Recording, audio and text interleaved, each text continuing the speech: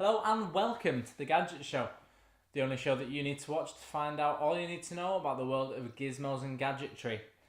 Tonight on the show, we'll be looking at the latest selection of smartphones to see which one you could be opening this Christmas morning. We'll also be looking at what we think are the best 5 free Android apps on the market as of right now. We'll also be looking at the best stocking fillers you could be getting for your little ones this Christmas for under £10. But first, it's the moment gamers everywhere have been waiting for, as Battlefield 3 takes on the old legend that is Call of Duty Modern Warfare 3. May battle commence! Hello, today I'm joined by Hilary Heaton. Hilary is a local teaching assistant working at a local primary school. So first and foremost, Hilary, teaching assistant, what does that job entail exactly? Working with the children to support their learning and to support the teacher in the classroom. So, would you focus on one child or perhaps a class of children? It's usually a small group of children, usually about 6. Sometimes I'd work with an individual child if they needed support on an aspect of their learning. Right, so is it within one group that you work with, or do you spread yourself across the school? I just work with one year group. I work with the children that are year 1, so they're age 5, 6. Yep, thank you, Peter. Now, it's been another mixed weekend for the region's clubs as Bolton Wanderers have lost yet again, this time to Alan Pardew's Newcastle side. Kevin Davies put the Wanderers 1 ahead at the break, but 2 goals from Demba Ba and Jonas Gutierrez in the second half secured the win for the Toons, which leaves Bolton just 1 point clear from the drop zone.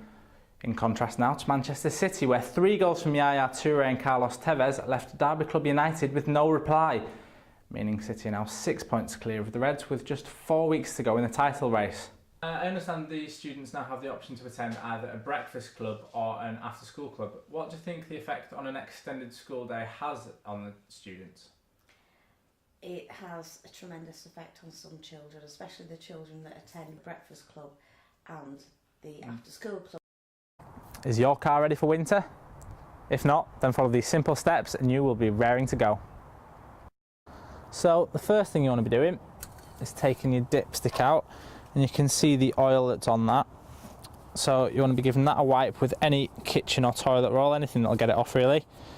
Putting your dipstick back in that hole there and taking it back out. And you can see the amount of oil that's in your engine from there. So that's about perfect, just an inch of oil in your engine.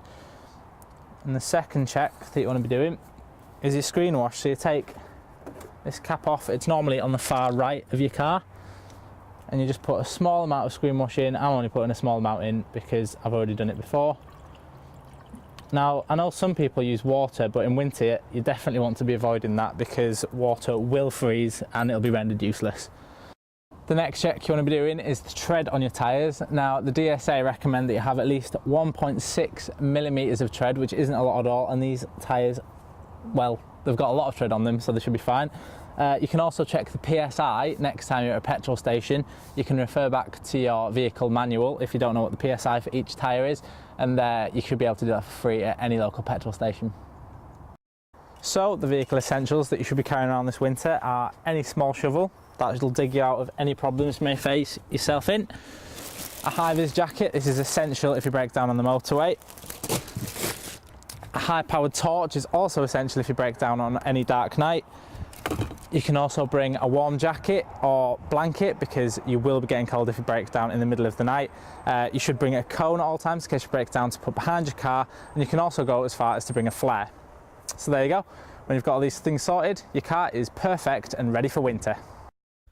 So with the students that attend in school and after school, would you say that there's a noticeable behavioural difference in the two? I wouldn't say it was a noticeable behaviour difference in the two. What I could say, even though it's quite a sweeping statement, is many of the children that do attend after school club have behaviour problems both in school and at after school club. Yeah, do you think one of the possible causes would be because it's a lack of contact time with parents because they are dropped off early for school and they come back late? Yeah, if you're not spending any quality time with your parents apart from between maybe 6 o'clock and bedtime, which for some children, if you're only 4 or 5, is only going to be a matter of an hour or 2 hours, to spend that time with your parents, you could be staying up too late.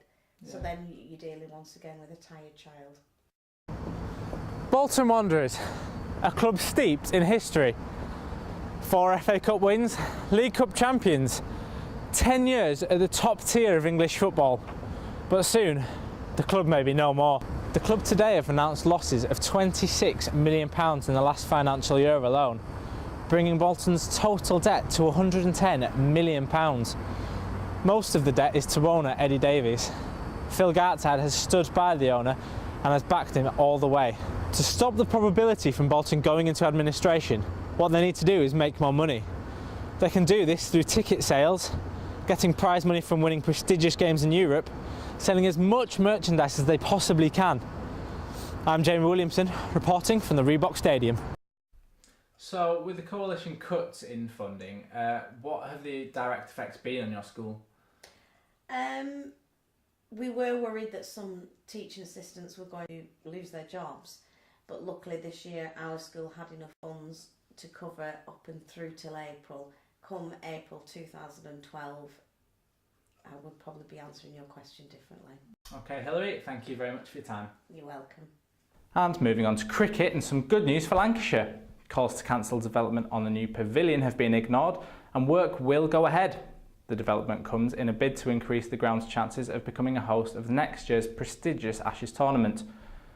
And sad news now, as yet another great Aussie player has announced his retirement from the game. Keith Gillespie hasn't played Test cricket for Australia for 2 years now, but today he has formally announced his departure from all forms of the game.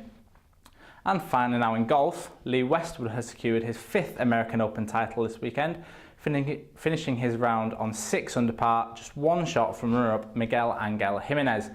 So there's your lot. Now here's Fred with the weather. So that's everything we've got for you tonight, but let's take one final look at the leaderboard. Well, there you go. Arthur Christmas is number 1 with an outstanding 91 out of a possible 100. The close second is Tintin on 85. Then Tinker Tailor Soldier Spy narrowly misses out on the silver place with 82 out of 100. Now, not doing quite as well as they'd hoped, and Morgan Freeman in Dolphin Tale on 64. And Johnny English gets an average 50 out of 100. So, if you're going to get yourself to the cinema this weekend, make sure you get to see the first festive film that is Arthur Christmas. Now, tune in next week. I'm sure you won't be disappointed as we'll be taking a look at the latest Martin Scorsese film, that's Hugo. We'll also be getting our teeth into the latest from the Twilight Saga in Breaking Dawn. And we'll also have big news from Hollywood as Steven Spielberg has announced that he will be releasing a Christmas film this year. We'll have an exclusive on that. And as though that wasn't big enough, I'll also be joined by British comic turned Hollywood actor. Yes, Stephen Merchant will be in the building. Thank you very much for watching. Good night.